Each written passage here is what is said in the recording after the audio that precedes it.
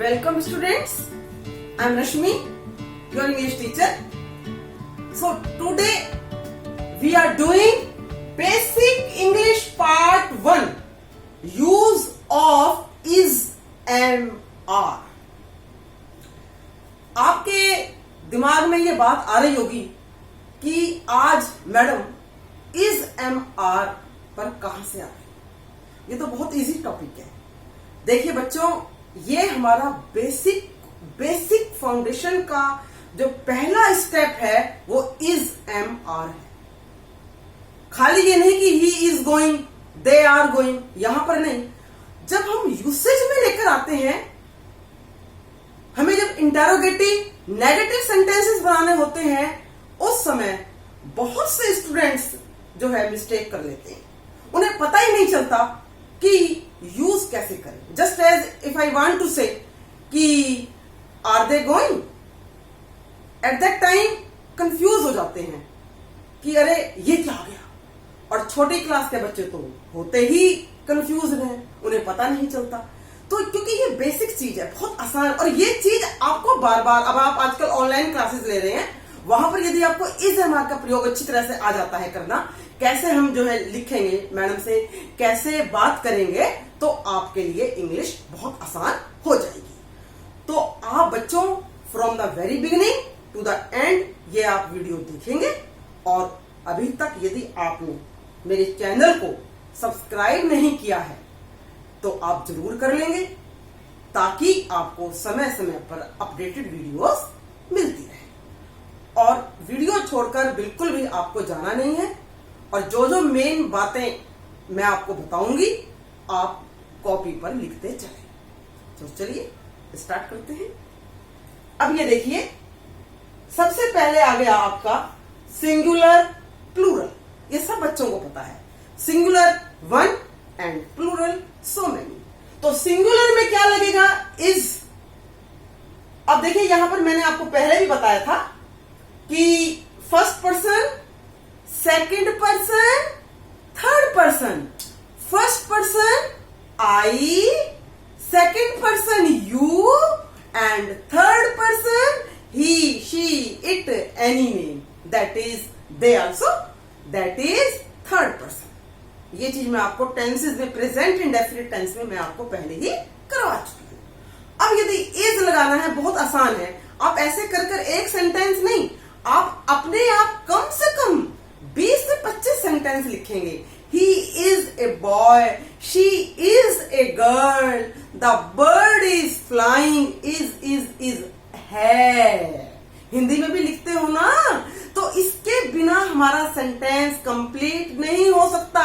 जैसे आप हिंदी में यदि लिखोगे वह जा रहा, कुछ बात बनी?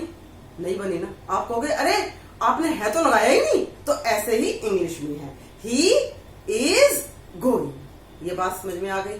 पर्सन भी पता चल गए, first person, second person, third person. और एम कहां लगेगा? आई के साथ। ये तो आपको पता ही है। What is your name? My name is this, I am Ravi. Very easy.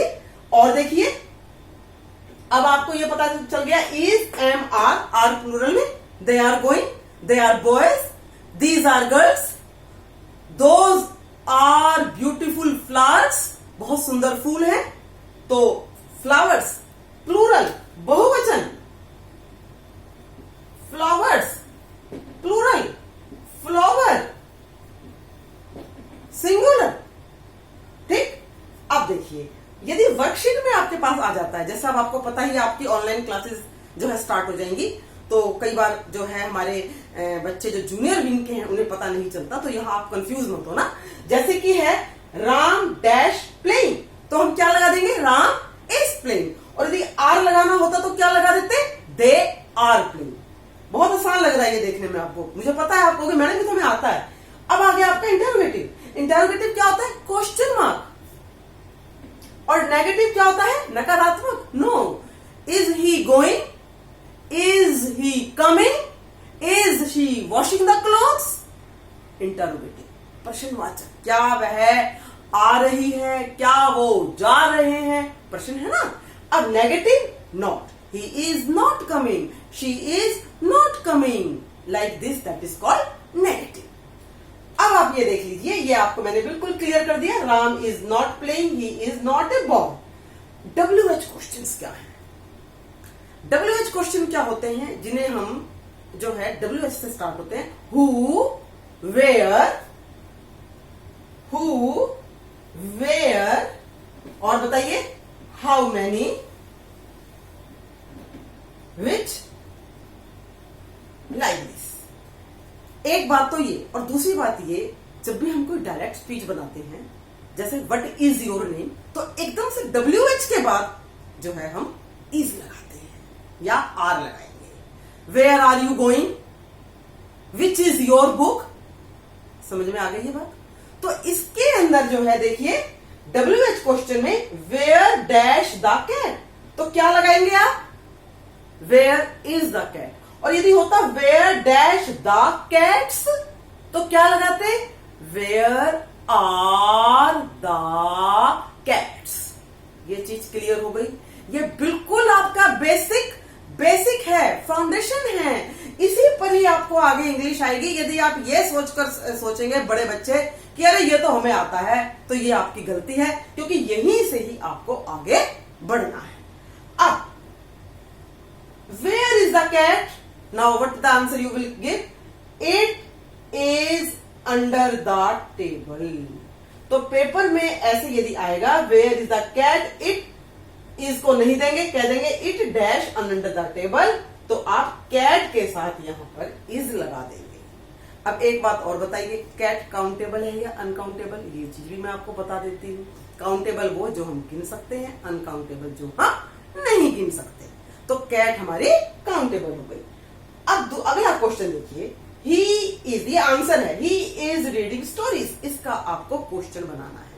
अब यहां आके आपको थोड़ा सा, चाहे बड़े बच्चे भी हों, उनको दिक्कत होगी, एकदम से स्ट्राइक नहीं करेगा कि हम क्वेश्चन कैसे बनाएं। तो बच्चों ये मैंने आपको कई बार बता रखा है कि आप हेल्पिंग वर्ब को पहले ले आएंगे, सब्जेक्ट से पहले। सब्जेक्ट क्या है? ही। इज क्या है? Helping verb. रीडिंग क्या है? वर्ब। स्टोरीज क्या है? ऑब्जेक्ट। ठीक है, तो हम क्या लेंगे?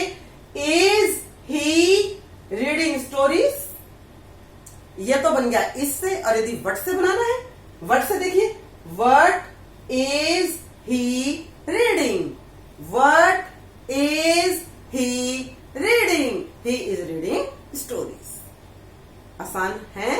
अच्छा लगा कुछ? ऐसे करके आप अपने आप 5 सेंटेंसेस मुझे आप कमेंट बॉक्स में जरूर भेजेंगे करके, ताकि मुझे पता चले कि आपको इंग्लिश आ रही है। अब देखिए, माई name is Ram, what is your name? I am Rashmi. What is my name? Like this. Who are you? I am Ravi. I am Sita. Who are you? Who? कौन? So is, am, are। अब देखिए, आप confuse ना हो जाइएगा। Present continuous tense में क्या आता है ये मैंने आपको पहले भी बता रखा है। Is, am, are, ING verb की first form. Present continuous tense, I am reading. Question क्या बन जाएगा? M I reading. नेगेटिव क्या बन जाएगा? I am not reading. तो लाइक दिस मैंने आपको देखिए यहां पर भी लिख दिया है, is, he, she, it, this, that, any name के साथ इज आएगा, और आर आपका आएगा these, those, like this, plural में आपका दोज आएगा। तो आई होप बच्चों आपको अच्छी तरह से आज समझ में आ गया होगा, और अब आप प्रैक्टिस करेंगे और मुझे बताएंगे कि आपको कितना आया। सो बाय स्टूडेंट्स।